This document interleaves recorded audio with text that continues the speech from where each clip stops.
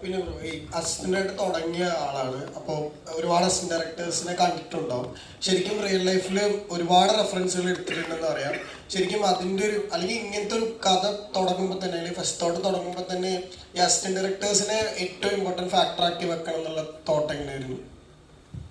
അല്ല, അങ്ങനെയും അതിനുവേണ്ടി പർപ്പസ്ഫുള്ളി ഒന്നും ചെയ്തില്ല. ഞാനൊരു അസിസ്റ്റന്റ് ഡയറക്ടറാണ്. ഞാൻ കണ്ടതും കേട്ടതുമായിട്ടുള്ള സിനിമകളിലെ കുറേ കഥകൾ ഇതിനകത്ത് വന്നു പോയിട്ടുണ്ട്. എല്ലാം ഞാൻ എക്സ്പീരിയൻസ് ചെയ്തിട്ടുള്ളതൊന്നുമല്ല, പക്ഷേ ഞാൻ കേട്ട കുറേ കഥകളുമൊക്കെ ഇതിനകത്ത് ഭയങ്കര ഫണ്ണായിട്ട് ഫാൻറ്റസി ആയിട്ടൊക്കെ നമ്മൾ കാണിച്ചേക്കുവാണ്. ഇതിന് ഭയങ്കര സിനിമയ്ക്കകത്തെ മറ്റേ റിയലിസ്റ്റിക് എല്ലാം കൂടി വലിച്ചു മാറ്റി നമുക്ക് കാണിക്കാൻ പറ്റില്ല.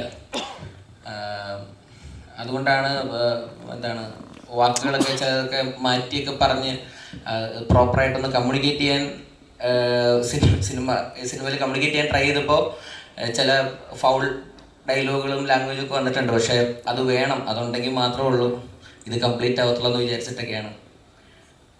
അസിസ്റ്റന്റ് ഡയറക്ടേഴ്സ് അവരല്ലേ സിനിമകൾ ചെയ്തുകൊണ്ടിരിക്കുന്നത്, അവരല്ലേ ഡയറക്ടേഴ്സ് ആവുന്നത്. സോ ആരെങ്കിലുമൊക്കെ ഈ ഇമോഷനും കൂടിയൊക്കെ ഒരിടത്തും ഒരു വിലയില്ല അസിസ്റ്റന്റ് ഡയറക്ടർ. വീട്ടിലും ഇല്ല, നാട്ടിലും ഇല്ല, കുടുംബത്തും ഇല്ല.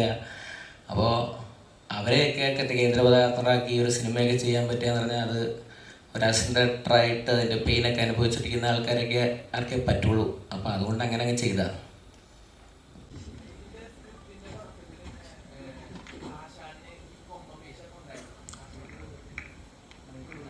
ഉണ്ടായിരുന്നു അല്ലേ സാർ? ഉണ്ടായിരുന്നു.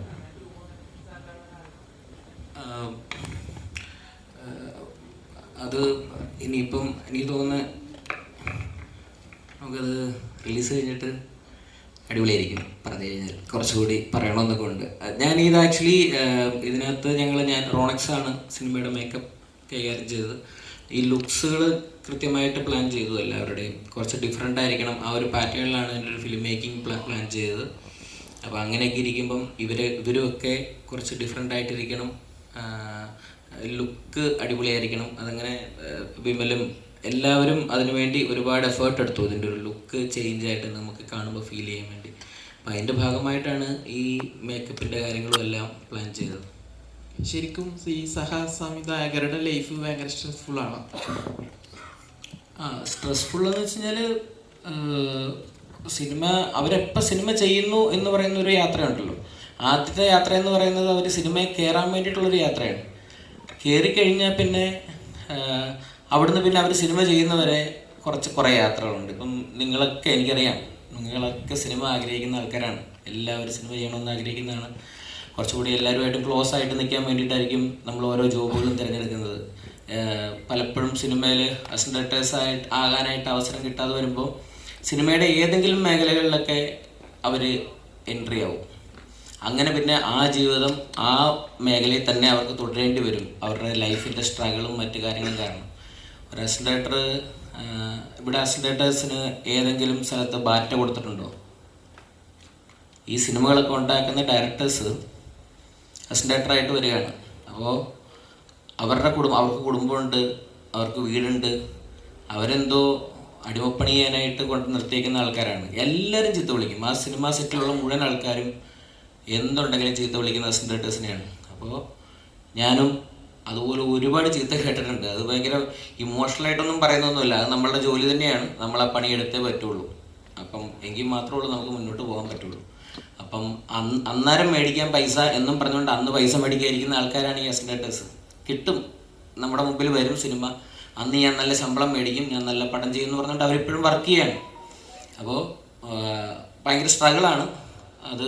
പിന്നെ സംവിധായകൻ്റെ കൂടെ ആയതുകൊണ്ട് അന്നൊന്നും മുടങ്ങത്തൊന്നുമില്ല, കറക്റ്റായിട്ട് കാര്യങ്ങളൊക്കെ നടന്നു പോകും. അപ്പം അത്രേ ഉള്ളൂ. സിനിമ ചെയ്യാനായിട്ട് കുറച്ചുകൂടി അവരെ കംഫർട്ടബിൾ ആക്കണം. അവർക്ക് ഇവിടെ വെച്ച് വെറുതെ പറഞ്ഞു എന്ന് മാത്രമേ ഉള്ളൂ. അവർക്ക് ഒരു ബാറ്റയൊക്കെ ഒന്ന് അറേഞ്ച് ചെയ്താൽ നല്ലതായിരിക്കും. ഫെഫ്ക യൂണിയനും നമ്മുടെ സംഘടനകളും എല്ലാവരും ചേർന്ന് എന്നുവെച്ചാൽ അവരല്ലേ പിന്നീട് അവർക്കൊരു ഇച്ചിരി മനസ്സമാധാനമൊക്കെ കിട്ടിക്കഴിഞ്ഞാൽ അവർ നന്നായിട്ട് എഴുതും, സിനിമയൊക്കെ ചെയ്യും. അതുകൊണ്ട് അത് ഞാൻ പറഞ്ഞതേ ഉള്ളൂ. പോയിക്കഴിഞ്ഞാൽ ഭയങ്കര ഓവർവെൽമഡ് ആയിട്ട് അല്ലെങ്കിൽ നമ്മൾ സാറ്റിസ്ഫൈ ചെയ്ത് കരയിക്കുന്ന ഒരു പരിപാടിയാണ്. അപ്പോൾ ഇതിൻ്റെ ആ ഒരു ഫ്ലേവർ എന്താണ് ശരിക്കും ഒരു പരിപാടി? ഇതങ്ങനെ ഇതിൻ്റെ ഒരു ജോണർ എന്ന് പറയുന്നത് ഡ്രാമഡി എന്ന് പറഞ്ഞിട്ടൊരു ജോണറാണ് ഞാൻ ആര് ചോദിച്ചാലും പറയാറുള്ളത്. അപ്പം നല്ല ഡ്രാമയുണ്ട്, കോമഡി ഉണ്ട്. അത് കരയാൻ വേണ്ടിയിട്ടെന്നും പറഞ്ഞിട്ട് അങ്ങനെ ആവുന്ന സന്തോഷം കൊണ്ട് കരയുന്നത് നല്ലതാണ്. അല്ല, ഇത് ഇൻഫ്ലുവൻസ് ഇതൊന്നിലും ഇൻസ്പയർഡ് ആയതാണോ അല്ലെങ്കിൽ സ്വന്തം ലൈഫിൽ നിന്നും ഇൻസ്പയർഡ്? ഇതോ അല്ല, ഈ സിനിമയുടെ കഥ അല്ല, ഈ ഡ്രാമഡി എന്ന് പറഞ്ഞ ജോണറ് നമ്മുടെയൊക്കെ ജീവിതം തന്നെ കുറച്ച് അതാണല്ലോ മൊത്തത്തില്. അപ്പം എല്ലാവരുമായിട്ട് കണക്റ്റഡ് ആണ്. ഞാൻ സിനിമയിൽ തന്നെ ഒരുപാട് നാള് അസിസ്റ്റൻ്റായിട്ടും പ്രൊഡക്ഷനും ഒക്കെ ഒരുപാട് ജോലി ചെയ്തിട്ടുണ്ട്. അപ്പം അതിനകത്ത് ഈ ഡ്രാമ ഇഷ്ടം പോലെ കണ്ടിട്ടുണ്ട്. ഈ സിനിമാക്കാർ വന്നു എന്നൊക്കെ സിനിമയിൽ പറയുന്നുണ്ട്. അപ്പം ഒരുപാട് ഡ്രാമ കണ്ടിട്ടുണ്ട്. അപ്പം അതിൽ നിന്ന് വളരെ കൃത്യമായിട്ട് കുറച്ച് കോമഡി എടുത്താണ് ഇതൊന്ന് ഫില്ല് ചെയ്ത്, അത്രേ ഉള്ളൂ. പിന്നെ സിനിമയിൽ എല്ലാ മേഖലയിലാണെങ്കിലും കുറച്ച് ട്രാൻസ്പെറൻസി ഉണ്ടല്ലോ. അതായത് ചില കാര്യങ്ങൾ പൊതുസമൂഹത്തിനോട് പറയാൻ പാടില്ല, അല്ലെങ്കിൽ അങ്ങനത്തെ ചില പരിപാടികൾ. അപ്പോൾ സിനിമയിൽ വർക്ക് ചെയ്യുന്ന ആളാണ്. അപ്പോൾ സിനിമയിലെ തന്നെ ചില കാര്യങ്ങൾ നമ്മൾ സിനിമയിലൂടെ കാണിക്കുമ്പോൾ സിനിമാക്കാർ നാളെ നമുക്കെതിരെ എന്തെങ്കിലും രീതിയിൽ അല്ല അങ്ങനത്തെ എന്തെങ്കിലും ചിന്തിച്ചിട്ടുണ്ടോ? അങ്ങനെയൊന്നും ചിന്തിച്ചിട്ടൊന്നുമില്ല. അങ്ങനെ ആരും ഉപദ്രവിക്കാനൊന്നും വരത്തൊന്നുമില്ല. അല്ല, അതായത് ഈ നടനോട് ഓൾറെഡി പറയുന്നുണ്ട്, നിങ്ങളിപ്പോൾ വിഗ് വെച്ചിട്ട് വരണം എന്ന് പറയുന്നുണ്ട്. അപ്പോൾ പറയുന്നുണ്ട് പറ്റില്ല എന്ന് പറയുന്നുണ്ടായിരുന്നു. പക്ഷെ കഥാപാത്രം അങ്ങനെയല്ല, വിഗ് വെക്കാതാണ് വരേണ്ടതെന്ന് പറയുന്നുണ്ട്. പക്ഷേ ഡയറക്ടർ ഓൾറെഡി സ്ഥാനത്ത് എന്ന് പറയുന്നുണ്ട് വിഗ് പറയില്ല, പക്ഷേ മാറ്റുകയാണ്. ഓക്കെ, ഇറങ്ങി വരാൻ പറഞ്ഞു. പുറത്തു വന്നപ്പോൾ മറ്റേ ബസ് പിടിച്ചിട്ടാണ് പോകുന്നത്. അപ്പോൾ അതുപോലത്തെ സംഭവങ്ങൾ, അതുപോലത്തെ ഒരുപാട് ഇൻസിഡന്റ് ഉണ്ട്. അത് നിങ്ങളൊക്കെ തന്നെ കണ്ടിട്ടുണ്ടാവും. പുറത്ത് ഫുള്ള് സാധനം വന്നിട്ട് ക്യാരവനകത്ത് ഡോറിനകത്ത് കയറി കഴിഞ്ഞാൽ മൊത്തം ടോൺ ചേഞ്ച് ആക്കിയല്ലേ പറ്റുള്ളൂ.